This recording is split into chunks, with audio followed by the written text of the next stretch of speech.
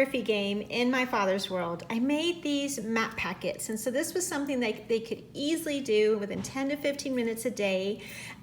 We did it a couple of times a week, but it's also something that I can continue doing with them in the future years as well. And so what I did was I made a packet for each of the main continents. And so each packet had a manila folder, and it included the following documents.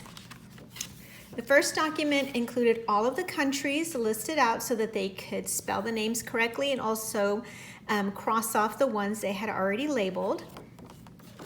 They had a blank map to complete and then a completed map.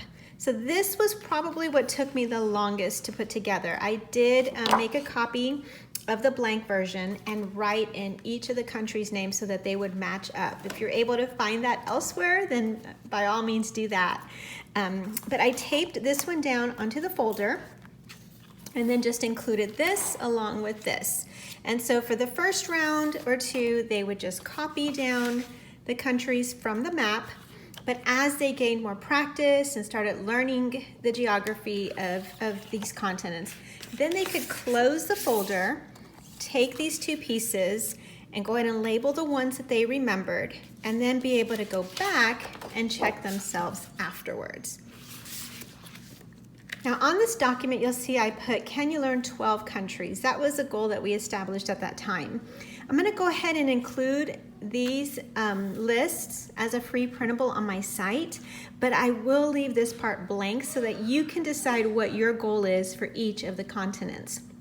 Once you have that down, then they can start challenging themselves to learn those countries, be able to label them correctly, and just be able to take on that knowledge from year to year. Now, the beautiful part about my father's world is as you're reading these stories and these living books, then these places come to life in a way that is much more meaningful than just labeling the maps. But this provides that additional practice so that as they hear about these different countries that surround those countries or in other stories, then they can move forward in their understanding of the world.